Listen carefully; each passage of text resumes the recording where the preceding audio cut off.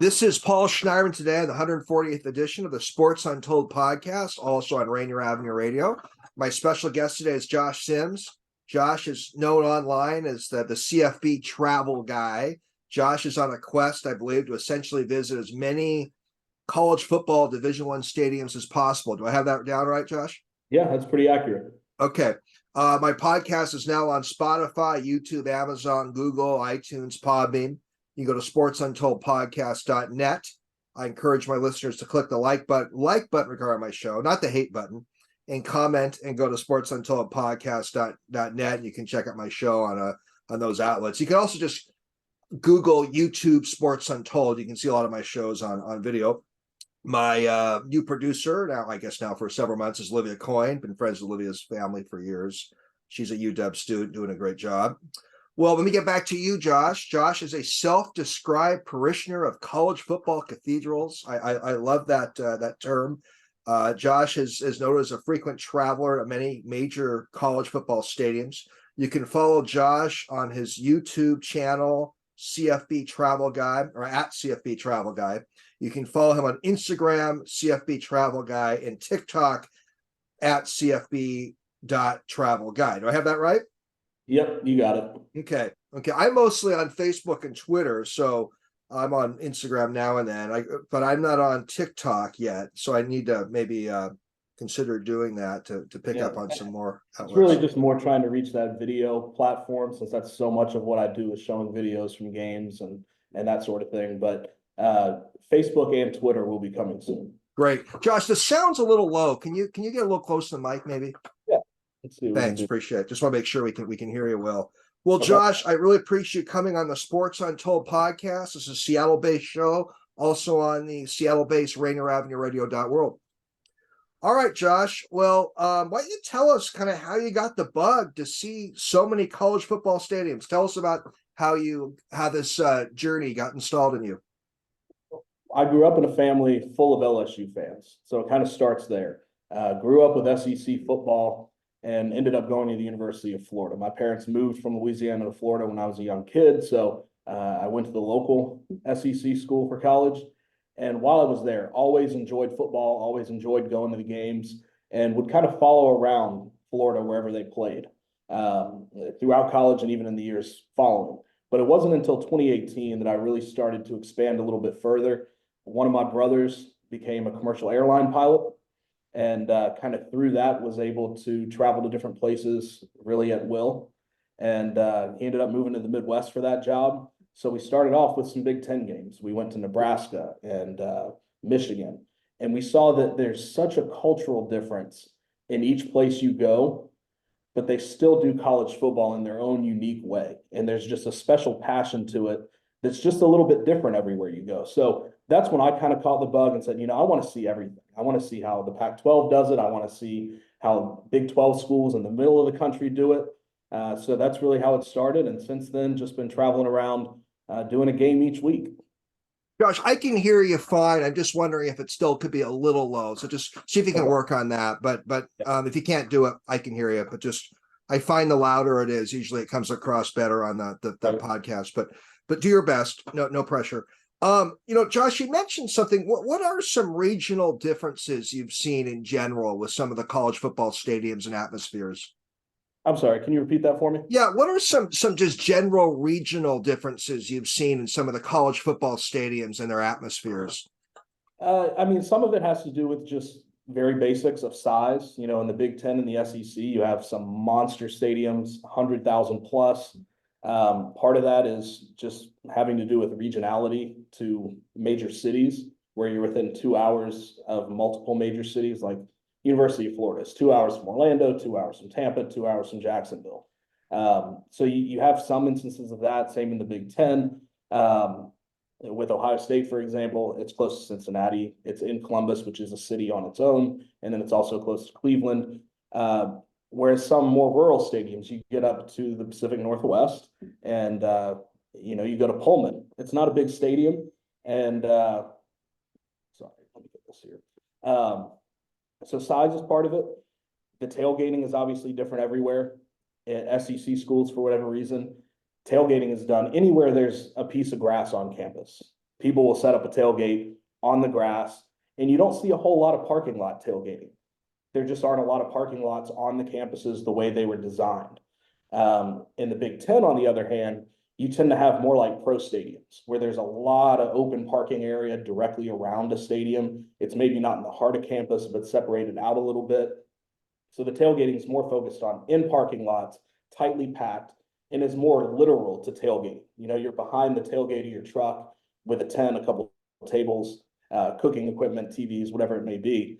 So that kind of changes the landscape across the country. But as for the in-game atmospheres, every place there's really not even a conference or regional divide so much as a school by school basis. Everybody has their own unique traditions that tend to rise out of nowhere and tend to be hilarious and funny and a lot of times very silly. And those are the things that really are special to me. I went to Texas Tech this year, for example, way back in the late 80s, from my understanding, is that an announcer for one of their games said there's not really much in Lubbock besides Texas Tech University and a tortilla factory.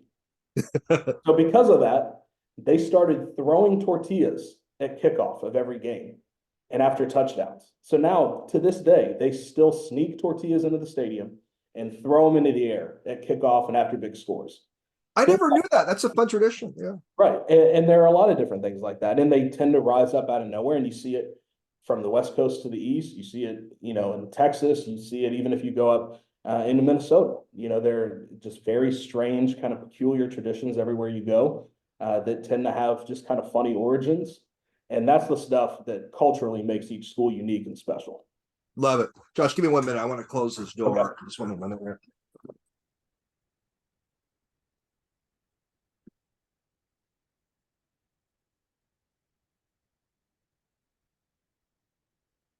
Sorry about that.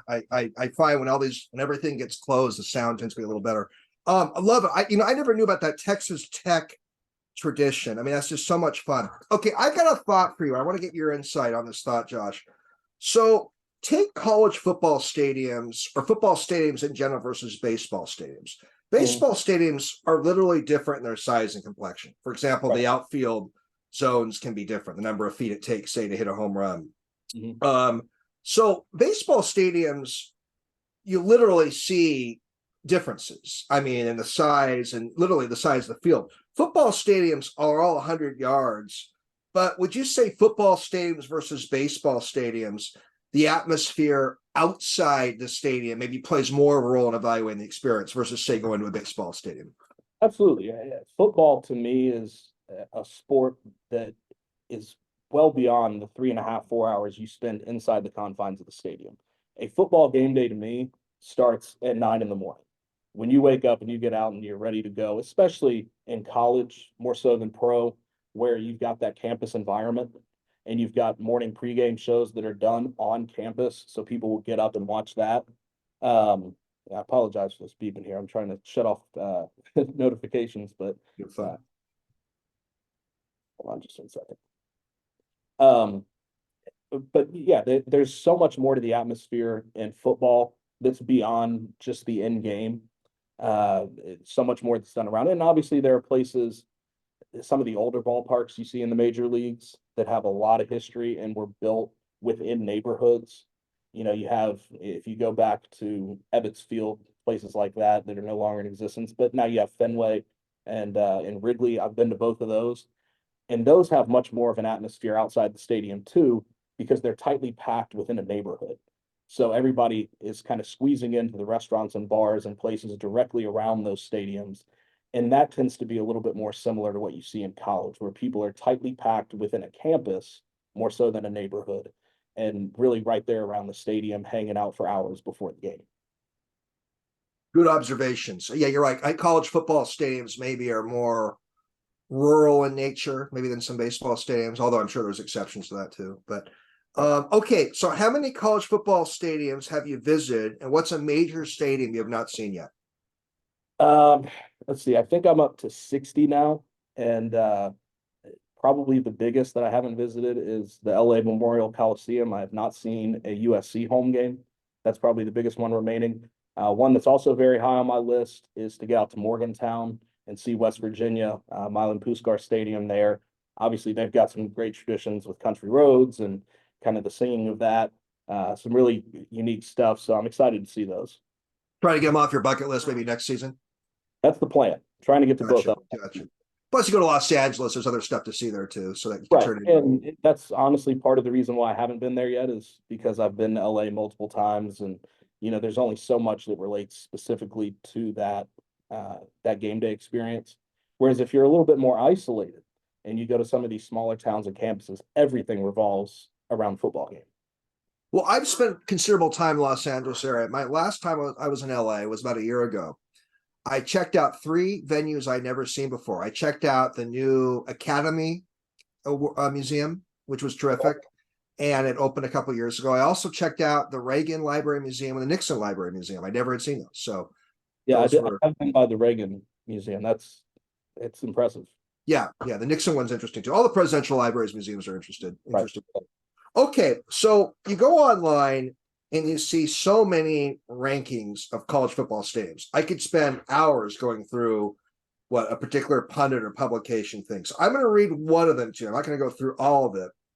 And I want to get your take on this ranking. So USA Today, a columnist, maybe it was a collective group of columnists back in August 2023, ranked the top 10 college football stadiums.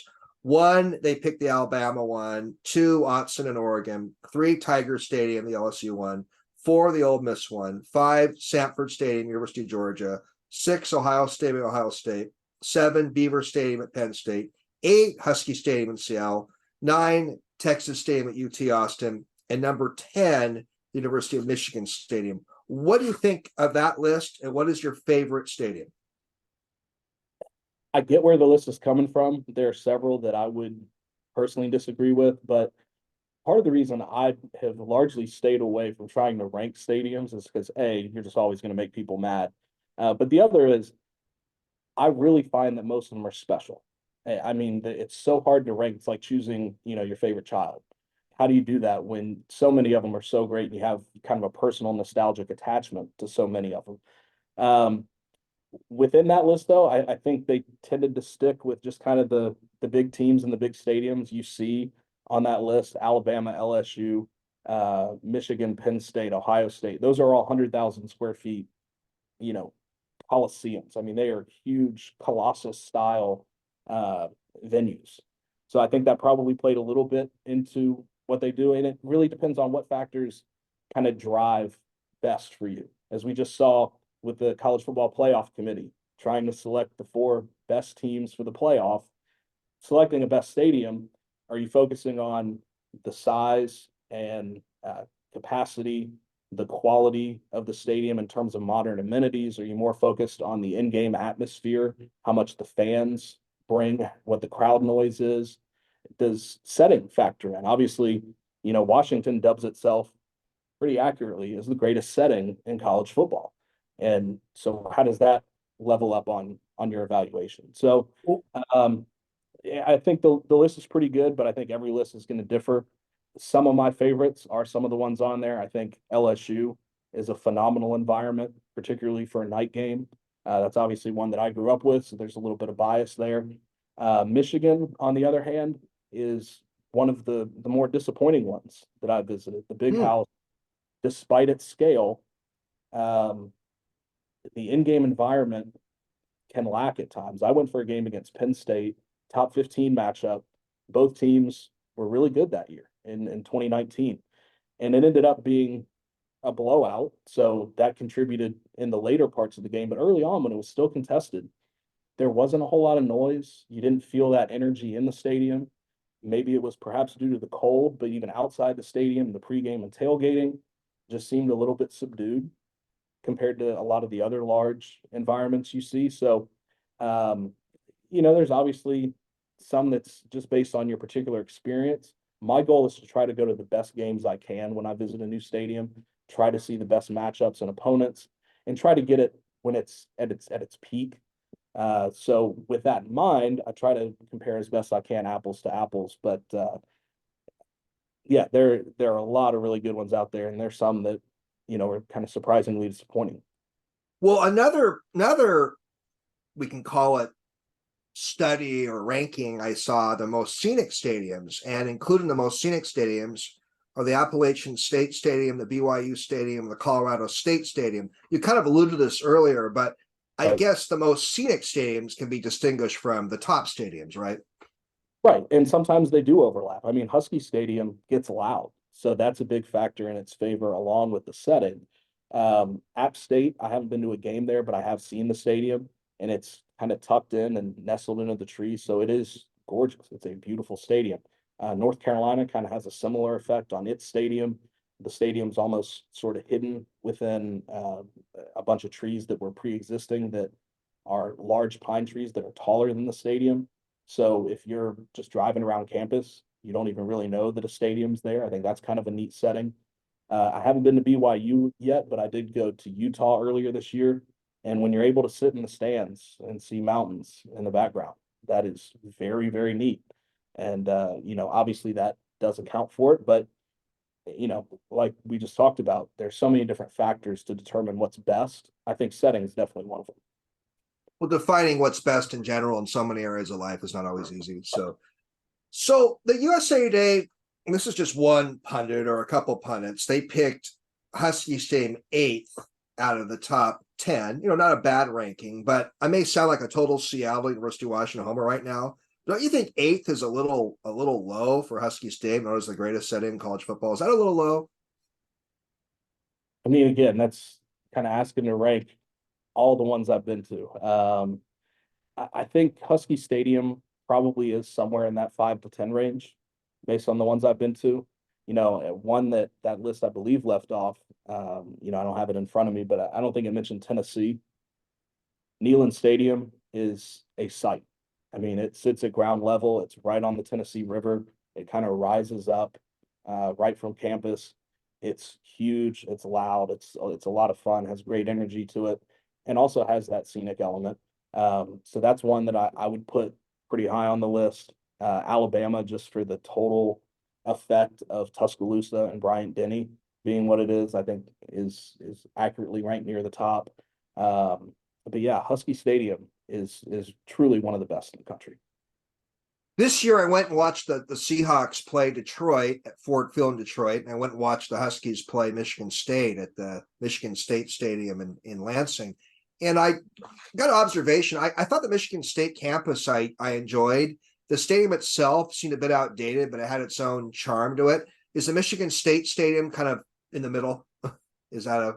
Yeah, I mean, that's one that, I wouldn't put in a top 10 by any means. There are a lot of stadiums I think that are better than that one, just from again, scaling all the different pieces together. And Michigan State's a little bit unique that they have kind of an entire athletic complex that's right there. So they've got the Breslin Center that's right across the street from the football stadium. They've got kind of all of their athletics in that one area of campus. And then the main part of campus where the tailgating takes place, where the band performs ahead of time, is just a short walk away. But I think that kind of changes the atmosphere of it a little bit. I think if it were located just smack dab in the middle of campus, it may have a little bit more hubbub to it. Because if you go to downtown East Lansing, which borders the main part of campus, it's got a nice energy. It's got a lot of fun. For sure. But that doesn't necessarily make its way to right outside the stadium until 45 minutes an hour before kickoff. I enjoyed the campus and atmosphere of Michigan State. I just thought the stadium was pretty middle of the road. That was my... Yeah, no, I agree. I think it is. The Rose Bowl was picked by... What do you think? It is beautiful, especially if you're there at the right time. The one time I went was for UCLA LSU to open the 2021 season. And that game, I think, was at 4 o'clock, maybe 5 o'clock Pacific. So the sun set kind of early second half.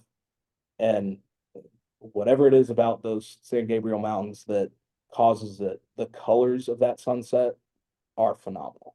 One of my lasting memories of watching the Rose Bowl was when Justin Herbert was in Oregon, and I believe they were playing Wisconsin, maybe.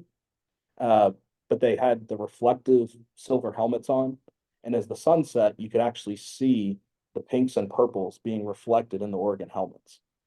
So it is a very neat setting. Comparing it to Husky Stadium, I don't think it's quite as impressive.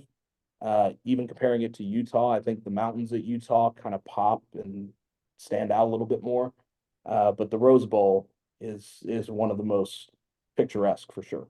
No doubt. Been to the Rose Bowl several times. It's a fun experience. What's an underrated college football stadium and experience? Can I give you a few? Please.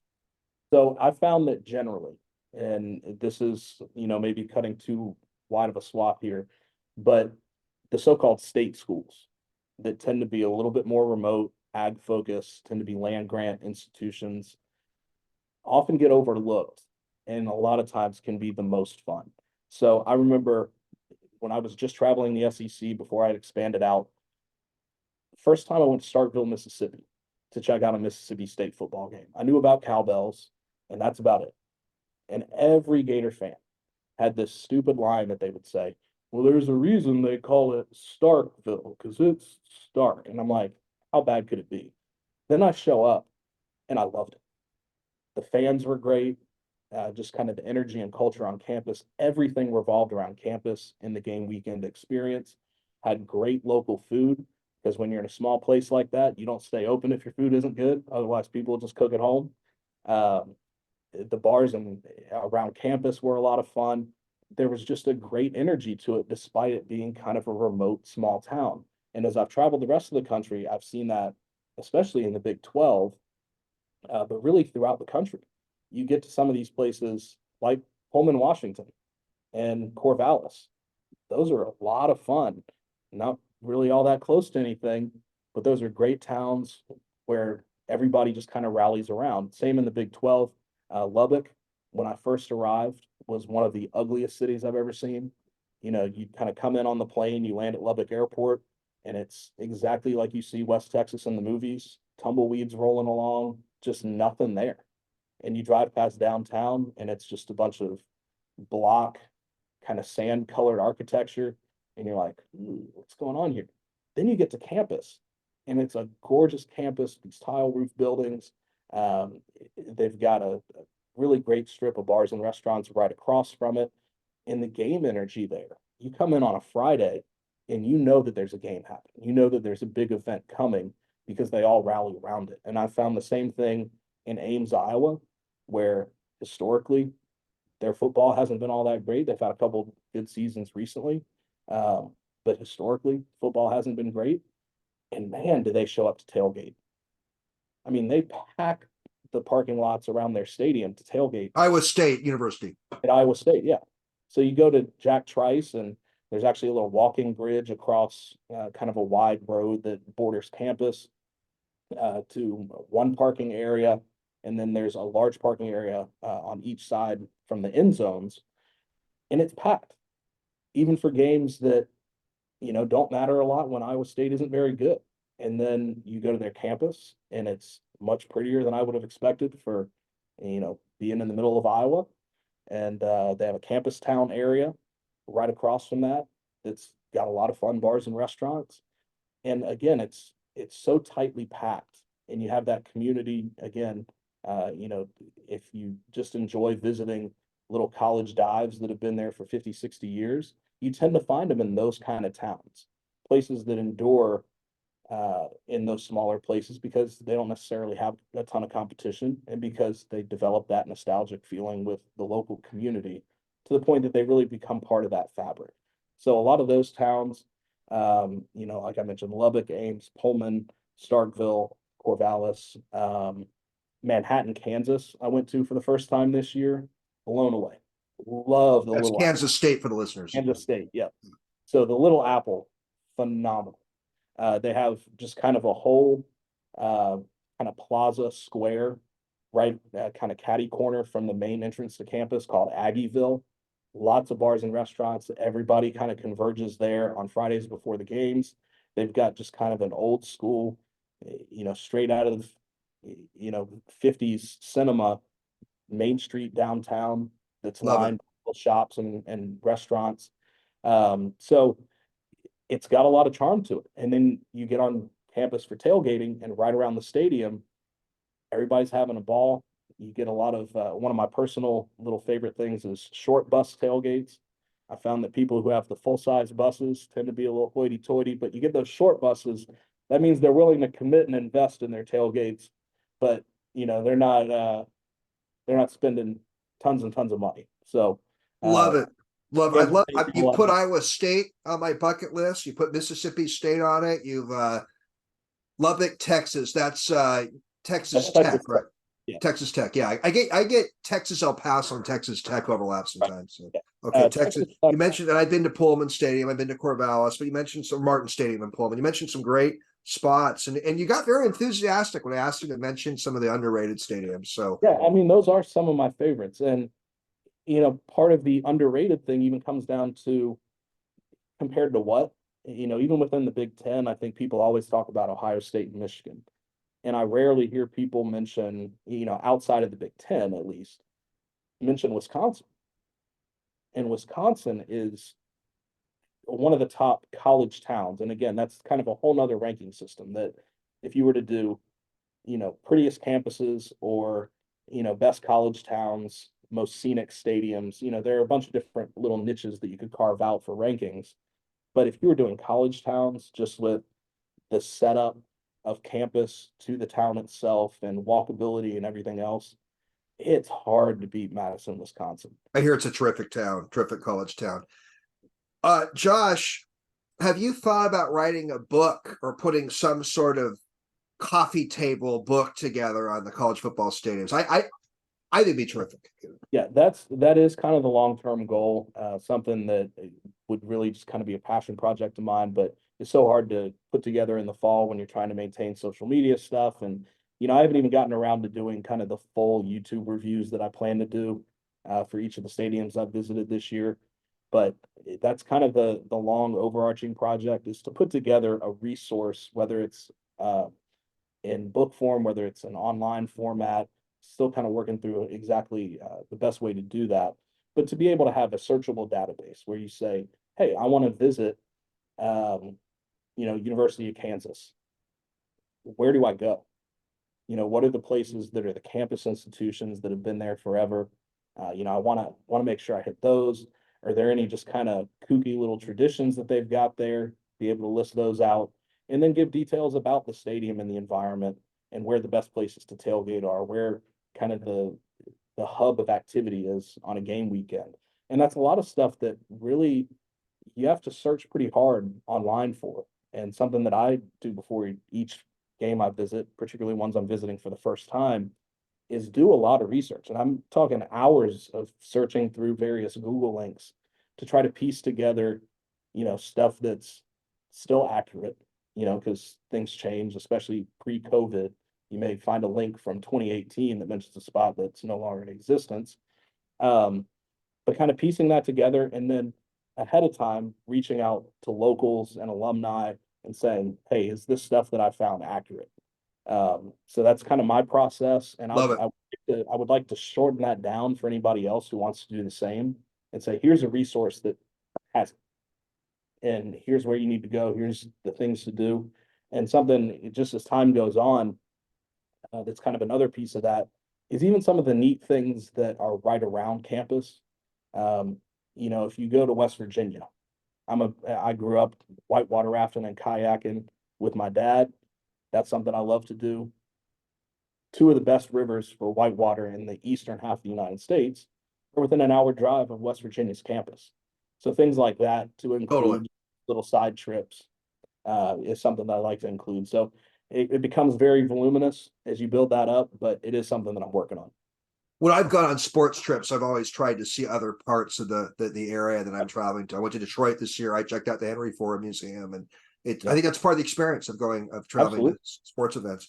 Okay, I know defining the best is hard. You've totally convinced me of that.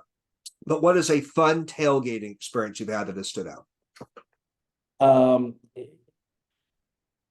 It is nearly impossible to beat tailgating at LSU. And again, trying to strip my personal bias out of it, having grown up with that, LSU tailgating is just different. It starts Thursday evening for the RVs and for those folks. And by 10 a.m. on campus, if there is a patch of grass, there will be a tailgate on it. And it will have more cooking equipment than you've ever seen outdoors, probably more than you have in your kitchen at every tailgate. And you'll see not one TV, you'll see multiple TVs at every tailgate, usually multiple generators at every tailgate because there's so much electronic equipment. I mean, people are essentially every week they build outdoor living rooms on campus. I mean, it's just an absurd level of respect they have for the tailgating experience and how much they value that as part of the total game day uh, kind of hubbub. So that's really special. Ole Miss obviously has a great reputation for its tailgating, and it's well deserved. The Grove is a lot different because it is so tightly packed. They have these little narrow roadways that actually, as of recently, they've put up signs with names of former players and coaches to help direct people to find specific tailgates. But one of the great experiences of college sports is to be on the Ole Miss campus. I think I can't remember if it's 4 p.m. or 5 p.m. on Friday afternoon when they officially allow people to begin setting up on the Grove. And you have a lot of companies that are paid to set up tailgates for people. But then you also have college kids who, instead of, having working at the campus gym or having a lawn service or something like that, they make their money by setting up tailgates for people on Friday afternoon so they don't have to do it themselves. And there's this mad rush of equipment just heading to the Grove and people, kind of boxing out to get their spots. That's a lot of fun to see. Love it. Love it. Okay. Again, I don't want to keep repeating myself, but to find the best is hard. But what is some food in a college football stadium you really enjoyed? In a stadium itself? Yeah, like it's like some sports stadiums have good regional food. For example, I went to a Pelicans game in New Orleans, had some great Louisiana style Cajun fish at a basketball game. What can you think of some stadiums that have some good regional food or some interesting food offerings? I didn't have a chance to try it, but I did see at Husky Stadium. There's one stand that had fish tacos that I wanted to try. That sounded fresh and but haven't had a chance to try that. I'm trying to think stuff that's really regional and local to places I've been. Um, I think in college sports, just the way concessions are done through some of these larger companies, you don't see as much variety as you see, particularly in NFL and Major League Baseball, where Excuse me. yep, no problem. Where they're working with companies to kind of wow you and awe you with some of the amenities. Um, yeah, that's one I would need to think about a little bit. Okay. Okay. Okay. And I'm sure there are a few, but nothing's really coming right to mind. All right, buddy of mine, Dean. He's a good guy. He kind of comes up with the cynical questions at times. He wants to know what is the crappiest stadium you visited. So, In terms of the stadium itself, like in structure and what it is, among the Power Five at least, it's got to be Kansas. Um, that stadium is very, very old and has not been kept up especially well.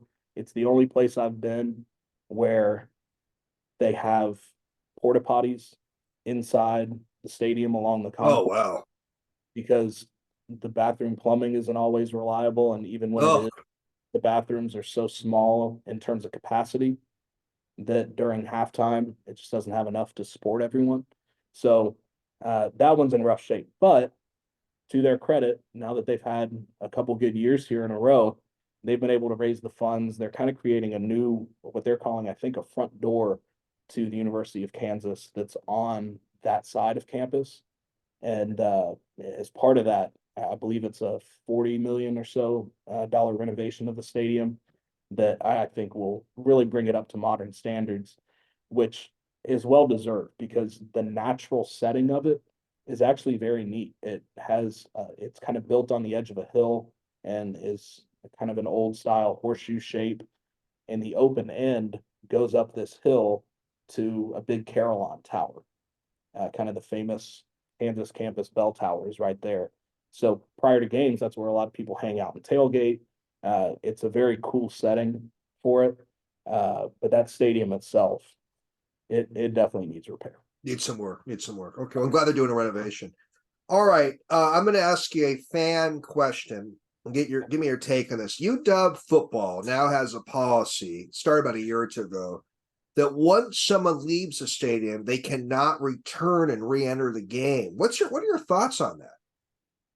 I didn't realize that was a new thing for UW. That's something that when I was a kid, every other year, my family would go to the LSU Florida game in Gainesville. And back then in the mid to late 90s, and I don't think it was till right around 2000, the SEC allowed for pass outs where you could leave, get your hand stamped, and come back in. And what ended up happening was at halftime, two-thirds of the stadium would empty out, and people would either go back to their tailgates, or the way the Florida campus and stadium set up, there were bars right across the street, and they would line up just more cups of beer than I could ever imagine along tables, and people would just slap down a $5 bill and take a cup. And a lot of times people were slapping down $50 bills and taking these big handfuls of just cups of draft beer and chugging them and going right back into the stadium. The SEC outlawed that as a conference, I believe, around the year 2000, and has kept that since. Okay. But there are places, the Big 12 in particular is the only place I've seen recently that still allows that. Kansas State, where I went earlier this year, Iowa State, they still allow you to leave at halftime, go back to the tailgate, come back in. So I didn't realize that was still something in the Pac-12. Actually, I take that back. Washington State also allowed that.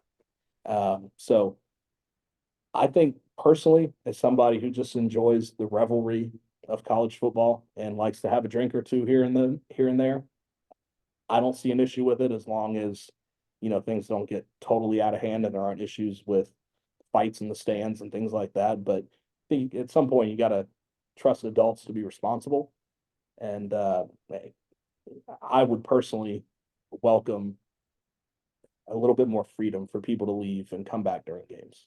I would too. Somebody affiliated very close to University of Washington Athletic Department, when I talked to him about this issue, he said that at Husky Stadium they had a concern that the stadium would really clear out during the third quarter.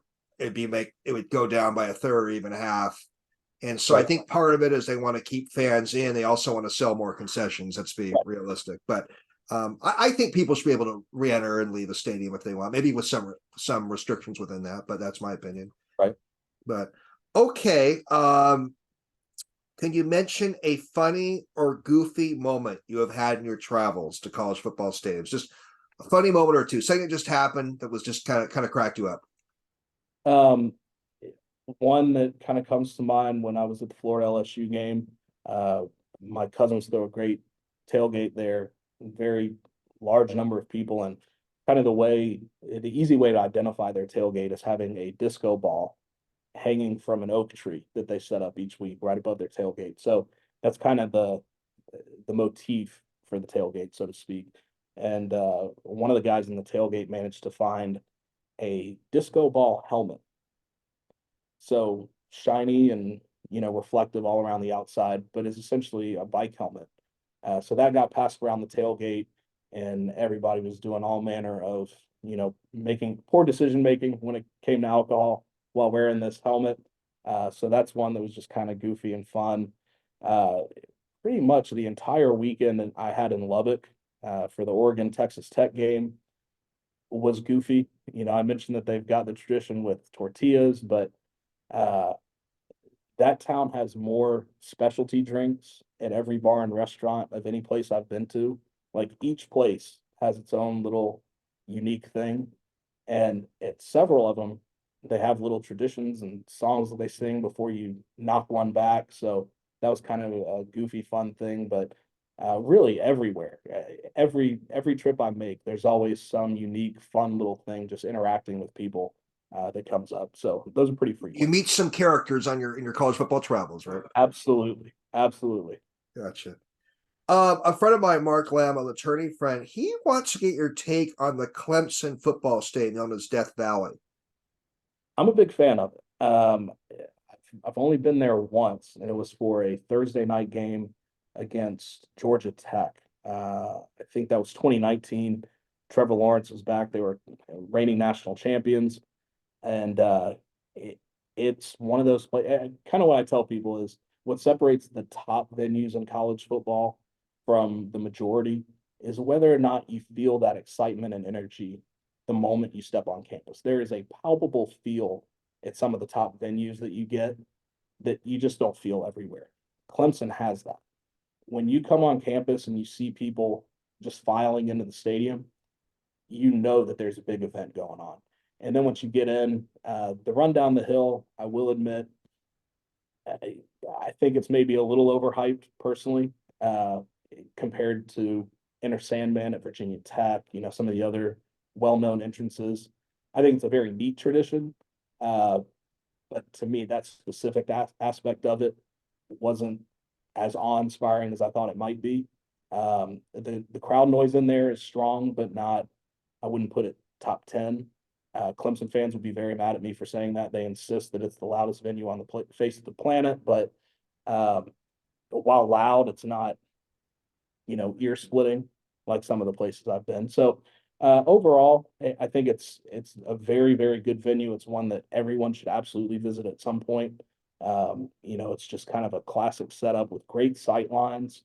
I tend to walk around stadiums to see it from different angles, and Clemson has some of the best sight lines beginning to end that you'll find. But overall, kind of a mixed bag. Pretty, above average experience, it seems like. Right. Yeah. Okay, I wasn't trying to ignore you. I was looking to see if I got any more questions. I did miss a question earlier. My friend Dean did have a question. If there's anything the University of Washington could add to their football stadium. I think they could add to their football They just stadium. had a big remodel about 10 years ago. But is there anything else you think they could add to it to even make it better? I mean, I think the one thing you don't want to add is stuff facing Montlake. Leave that view open, because that's kind of the money stuff. I wouldn't say there's anything with the stadium itself. I think it's actually very well done, particularly on. I'm not familiar enough with the stadium. Which direction is the Montlake side of the stadium? Is that The Montlake side of the stadium would be a little like that end south zone? of the stadium. Yeah. That's south. Okay, so on the west side then. The Montlake Bridge is barely south of the stadium. Yeah. South. Okay, so I'm guessing then that's the west side of the stadium that we sat on. Is that right? Yeah, we sat on the more on the west side. Yeah. So on that side, one of the unique things that I think is actually very neat is the portal entrances at Husky Stadium. The way they've got kind of the lit W with the kind of faux wood background as you come in, and the way that's lit up. I've shown that to other people, and I think that's something that other stadiums will probably try to mimic. I think that's just a really neat, small little touch. I actually like the width of the concourses a lot at Husky Stadium compared to many others that I've been to. So the stadium itself, I think, is in pretty good shape. The one thing I would say is that I feel like there's kind of a mixed reaction to so many schools now have some type of tradition or song or something that just ignites the crowd. I mentioned Enter Sandman to open at Virginia Tech. Some places are like that where it's, the stadium entrance running through the T at Tennessee, running down the hill at Clemson, things like that. But then you also have your traditions between the third and fourth quarter. So at Michigan, they sing Mr. Brightside. At Wisconsin, they do Jump Around. Alabama, they sing Dixieland Delight. With all the great music from Seattle, and also having just kind of that Purple Rain thing that runs through, I'm surprised that there's not one of those kind of traditions that's just kind of sprouted up on its own. Among Interesting point. Interesting point. Because one thing about Husky Stadium, too, that I'll comment on, it's not the stadium itself, it's the community. There's really no pub or restaurants next to Husky Stadium. You have to go about maybe 3/4 of a mile of the University Village north. The Montlake neighborhood doesn't have any really pubs there anymore. So I will, it's not, it's just because of geography. It's hard to find really close pubs and restaurants that are like directly across the stadium. Right. That's one part of Husky Stadium that may not be a total positive for some fans. So Right. And yeah, I mean, if you don't have a place to go as a visiting fan and you're not like me, where you're an extrovert and will just talk to anybody, right, it's really just tailgating only right around the stadium. And right. that's something that is a lot more common in college stadiums than in pro, just because when you're building a pro stadium, there's so much interaction with the city that is kind of the host city for that franchise that they always want to do developments around it. I've seen it a lot here locally with the planned new Rays stadium. I mean, it's a whole neighborhood process, Right. and just from a commercial real estate standpoint, it's something that takes many years of planning, and you just don't see that at a lot of college stadiums anymore. There are And Husky themed bars and restaurants in the University District, University Village, and in the community, but they're just not directly next to the stadium. So yeah, and it is a little bit of a haul. I mean, I first went to Husky Stadium for the opener against Boise State, and for that game, I think I walked more steps than I have for any other football game, just because I didn't. You look at your phone and you try to judge distance based on how long it says the walk will be. But yeah, I mean, I walked from through campus, went to Earl's and some of the bars there on University, and I can't believe I'm blanking on the name. There's there's an old Husky bar that's a little further from University Village. the Duchess, Duchess. yeah, that's fun. That's fun. Love that place, but That's a great place. That's a great bar.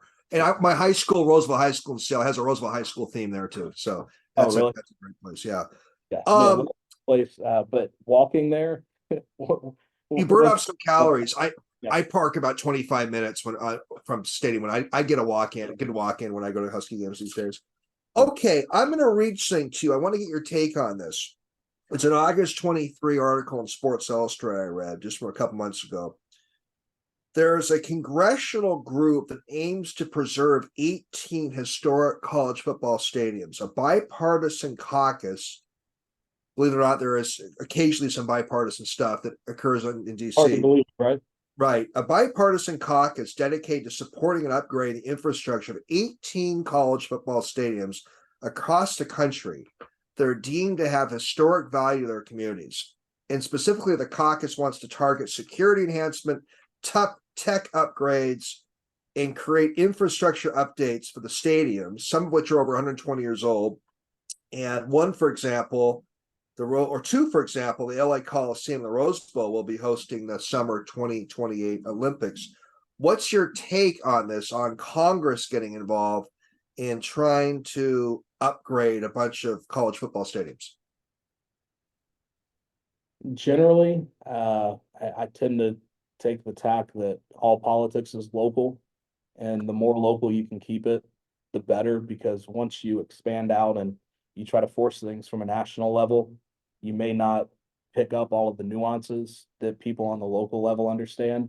So I would be much more enthused if there were more of a national fundraising element to preserve stadiums, but actually kind of getting your hands in there and trying to dictate the types of improvements and changes to a particular stadium. Congress needs to stay out of that, in my opinion. Okay. What I read too is part of the thinking.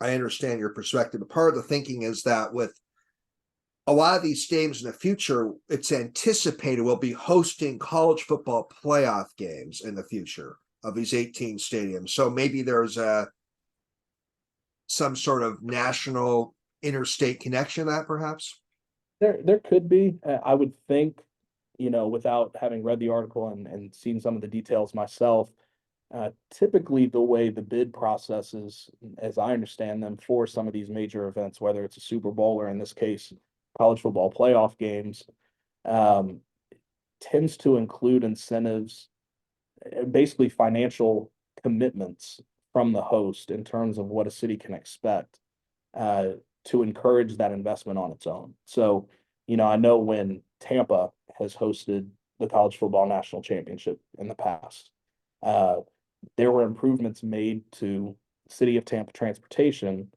in the years leading up to that that were funded in part by the financial commitment of signing the game contract itself. So essentially, in return for uh, gaining the right to that game, there was a specific, here's what we guarantee will be the revenue. It'll at least meet this minimum threshold so that the city can then make the decision and determination on its own. Well, do we want to improve things so that we can maximize that revenue? That's kind of my preference into how that would work.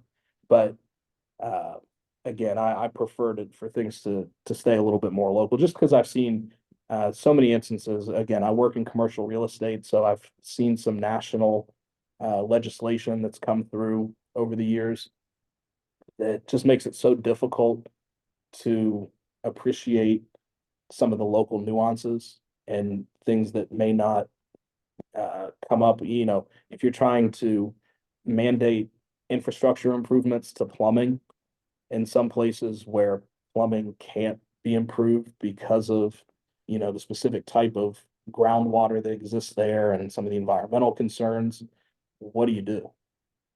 You're kind of mandating something from afar that is a special use to an area. So that's just kind of my fear from Understand. that. I'll have to study it more, what exactly they have in mind. It could be more of a goal setting Right. It's resolution, but something I'll have along to. those lines.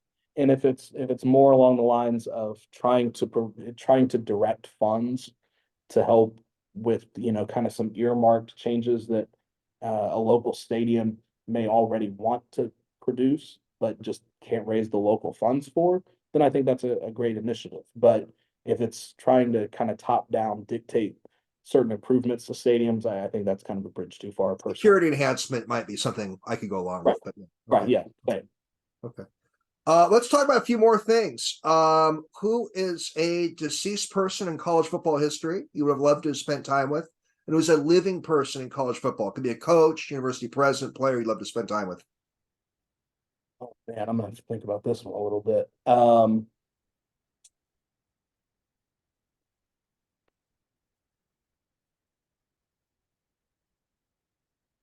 Living, somebody that well, actually, let's start with deceased. A little bit more recently deceased, but I would love to just spend an evening, dinner and drinks with Mike Leach.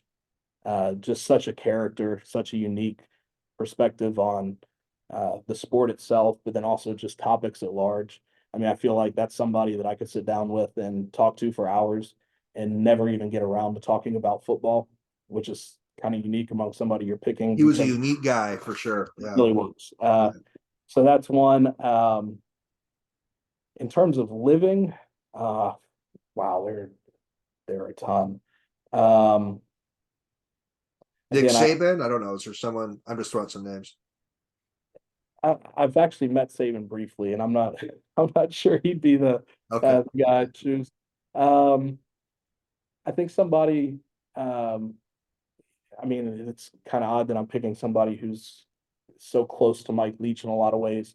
But Dana Holgerson would be somebody that I would be interested to just sit down with, in part just because I'm fascinated by uh, kind of the X's and O's offense of the air raid system and kind of Tell the how that. listeners more about him. So Dana Holgerson has been the head coach at West Virginia, and it was just recently fired from Houston, but was an offensive coordinator going back at Oklahoma and at Oklahoma State, but kind of comes from the Hal Mumme tree of the air raid offense. So Hal Mumme, Mike Leach, Dana Holgerson, some of those guys were really kind of the first ones at the University of Kentucky with Tim Couch back in the early 2000s. So part of it is just me being a teenager at that time and being fascinated with those changes to the way college football was played. I've always just been fascinated by how that came about. And then Dana Holgerson's, again, he's quite a personality. He's known for liking to have a good time, and has been found leaving West Virginia casinos at 3 a.m. So he's just one of those guys I just like to kind of see and understand how his brain works, and kind of see that dichotomy of, somebody who is a character for sure off the field, but then is also able to rein in a program, manage a program kind of as a CEO, but then also have that analytical insight to the way you design offensive football. So I just feel like there are a lot of different fun aspects that would be fun to discuss with them. And many people in Northwest know that Mike Leach, the late Mike Leach was the Washington State University coach and very colorful character. He would have been definitely been an interesting person to talk to. Two great names. Okay, I'm going to broaden it. Who is a living sports figure, can be in college football or in sports in general, you love to spend time with? And who's a deceased person in sports history? I asked this question all my guests pretty much since late 2019 you love to spend time with. It would, they say you should never meet your heroes, but just again, being the age I am and having grown up with it, living, just the immediate answer has to be Michael Jordan for me. To me, he is just the ultimate competitor, ultimate sportsman, not just from a talent perspective, but just his outlook on competition. He hates losing so much more than he enjoys winning. Just kind of understanding that mindset and mentality, and being able to ask him about so many things that I watched on TV as a kid, and just little moments. I think he would be fascinating to talk to. Although, like many of the greats, I hear he's kind of an asshole. So who knows? Maybe that would backfire on me. Heard that But too. willing to take that risk. Yeah. And then historically, again, it just sounds so cliche. I want to find, there's some other lesser known, but just in terms of life experience and everything else, Muhammad Ali is just such a fascinating character. And obviously, you know, there's everything he had in the political realm, in the sports world, even with his religious faith and changing his name and just kind of his upbringing. I think he's just a fascinating character that would be worthy of it. But if you're looking to go maybe a little bit more, there's some other guys that are a little bit more off the radar that I would be fascinated to meet as well. Well, several guests have mentioned Jordan as a living sports figure, love to spend time with, and quite a few have mentioned Ali as a deceased sports figure. So those are And great. that's why I said I kind of feel bad because they're so common and seem kind of cliche, but I think part of the reason they are so common is because they are fascinating figures. For sure. I get great answers to those questions. One of my guests, a local Seattle basketball coach who's been a radio guy, Rick Turner, he answered Oscar Pistorius as a living sports figure, a South African track star, had that murder conviction. So I get some wonderful answers to that question. So yeah, OJ Simpson is actually one that came to mind when you first asked the question, just because of the same issues. Just he would be very interesting. There's no doubt about it. Yeah, no doubt about it. Okay, well, I got a couple more questions. I'll let you go. Did Florida State get screwed?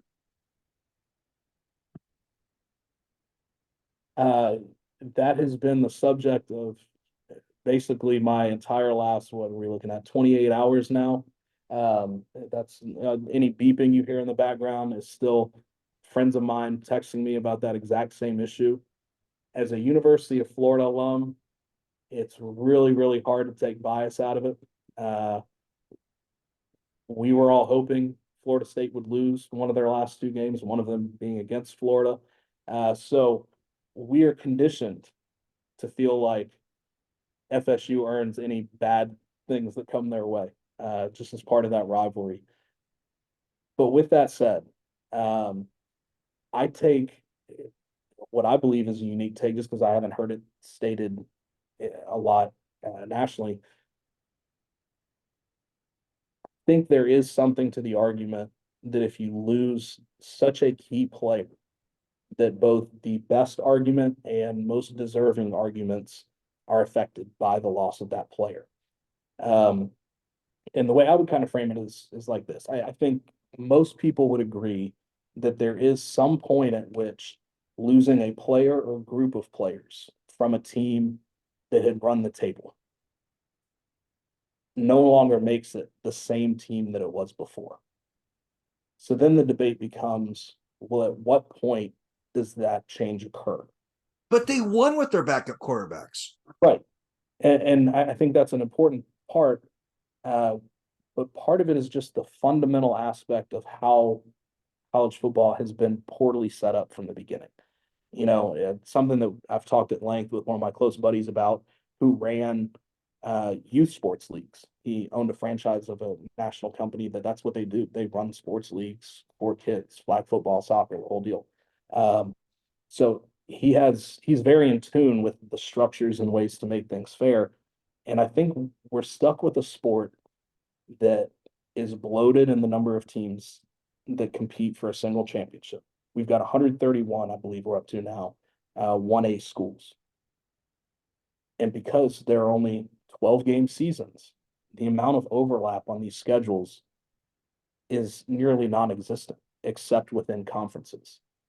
Yet we've decided historically, since the playoff has begun, even going back to the BCS, that it wasn't worth having automatic conference champion qualifiers because we wanted to have the best teams. And once you make that decision, I think you kind of have to stick to it, right?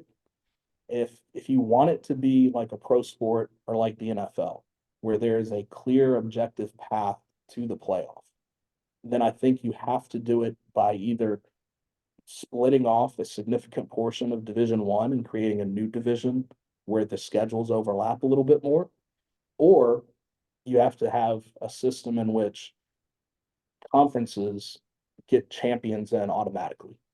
And even then, as we're going to see with the 12-team playoff, where that will exist, there's still going to be wild cards that aren't wild cards based on record, but basically on subjective judgment. And kind of my point to people has been, if we're already in agreement that there has to be some subjectivity to how we pick participants, what's the limit to that? And, there are several different examples that you can go back to. One is that Florida State back in 1993, again, this is before there was a 14 playoff, but they lost to Notre Dame. Notre Dame then lost the very next week to Boston College, and there were two remaining undefeated teams in the country, Nebraska and West Virginia. They had decided as part of the Bowl Alliance, which is what it was at that time up until 1996, 1998, that the Orange Bowl would try to pair the two best teams. And they chose Nebraska and Florida State over an undefeated West Virginia Big East champion. They also chose Florida State over a one-loss Notre Dame that beat them head-to-head. So it is kind of interesting to see kind of that mirrored circumstance going the opposite way for them this time. And then I think you have to bring into question what's the real, from a rules standpoint, what's the difference between Power 5 and Group of 5? So in 2017, UCF went undefeated, ran the table, had, I believe, 2 Power 5 wins, but the rest of their schedule was either their in-conference AAC opponents, and then I think they had 2 other, or maybe just 1 other non-conference opponent. They ran the table, won their conference championship game, ended up beating Auburn in the Sugar Bowl, but they were left out. What functionally makes the Power 5 going undefeated in that conference different than going undefeated in the Group of 5? It's really just kind of an arbitrary measure of how we determine strength of schedule, right? Like there are some objective measures you can look at on paper. But that UCF team in 2017 had a strength of schedule in the mid-50s, almost identical to what Florida State's is this year. So what made them kind of a non-starter for making it into the playoff, but making FSU a sure thing in certain people's eyes? Let me throw a thought. We're not going to settle it here. You could make a case that Florida State is not among the top 4 best teams, but you can make a heck of a case they're among the top 4 of the best results of the 2023 season. And I think there's a difference between the best team and who had the best results. No, I absolutely agree with that. And I think one of the points you made earlier is probably the one that's most in their favor, which is that they lost Jordan Travis and still won 2 games against Power 5 opponents. Right. One of those Power 5 opponents was my school, and we're not good. Right. So, you know, you kind of weigh that with what it is. And, you know, was playing Louisville the same as Alabama playing Georgia? Obviously not, but it's still a 10-win team. Again, in this kind of mythical delineation we've come up with of power and non-power conferences.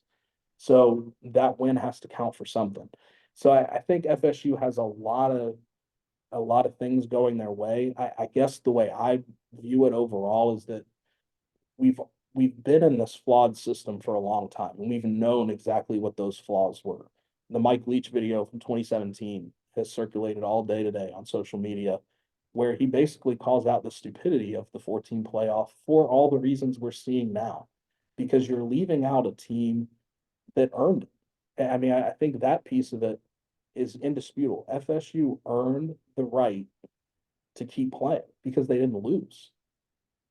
But there are just I think, given the confines of the system we have, where we've essentially decided that it's not about most deserving. Otherwise, UCF in 2017 would bet. We've kind of made that decision that it's going to be best for. And with that being the case, how do you weigh that injury to Jordan Travis? And I think there's a ton of debate as to the level at which you rank that, because Florida State's defense is extraordinary. They are really, really tough. Jared Verse is one of the best defensive linemen I've seen in college football in the last 5 to 10 years. I mean, I think he's a phenomenal football player, and their defense as a whole is very tough to score on. So can they keep games close and score just enough to win in a playoff scenario? Maybe, and maybe they deserve that chance. But I also understand the other side of the argument, which is that we've had 2.5 games now to compare stats side by side of FSU's offense with Jordan Travis and without him. And it's literally half the production across the board. I mean, every metric is less Your than points half. are very good, very, very well researched. Good points. I do want to throw another thought to you. I'm just an armchair fan. I'm not claiming to be the expert. Same here. You know, I think Washington, Michigan, and Florida State had and have excellent cases to be in the top 4. I think the controversy should have been whether to pick Texas or Alabama, because Alabama won the SEC, but Texas beat Alabama. To me, I thought that would be the controversy. When I woke up Sunday morning, I thought that was going to be the big struggle. Do they pick Alabama or Texas? And to me, that would be a really close call. Right. And I agree. I mean, I kind of foresaw all three going in. Some of what I don't think the committee necessarily thought through 100%. But part of the reason I thought, even before they announced who was 4 and 5, as soon as they announced Texas at 3, I knew Alabama was 4, and they had left Florida State. Yeah. Because if Florida State had been kept in, then they would have been ranked ahead of Texas, and it would have been exactly what you said. It would have been a discussion between Texas and Alabama. So clearly, they decided that head-to-head mattered more. Which, again, if you're trying to do logical consistency, if head-to-head matters that much, then isn't winning every game you play head-to-head more important than losing a game? So shouldn't FSU still be ahead of Texas? So I think there's kind of some circular logic that they use. Lot there. Same with Georgia being ranked 6th. If you really think that Florida State has suffered by losing Jordan Travis enough that they're no longer one of the 4 best teams, can you really make an argument that they're one of the 5 best teams ahead of Georgia? I mean, Georgia was. We got to wrap up in a minute, Josh. Favorite sports movie? Oh, this one's going to be probably a little off the wall. White Men Can't Jump. Fun.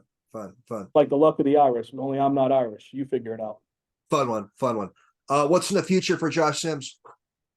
Well, the immediate future is getting back to work and a little less travel. I do have one last game that I plan to attend. Army Navy is just such a special game, so I'm going to do that. Great. This weekend, I may try to get to a bowl game or two. We'll see. Neutral sites don't really get me going the way the campus sites do. But then it's back to the grind of working and trying to make enough money so that I can do this again next year. Josh, love it. Thanks for a great hour and change here, and that's you and I stay in touch. Thanks for coming on All right, Sports thanks so Untold. much, Paul. I really appreciate the invite.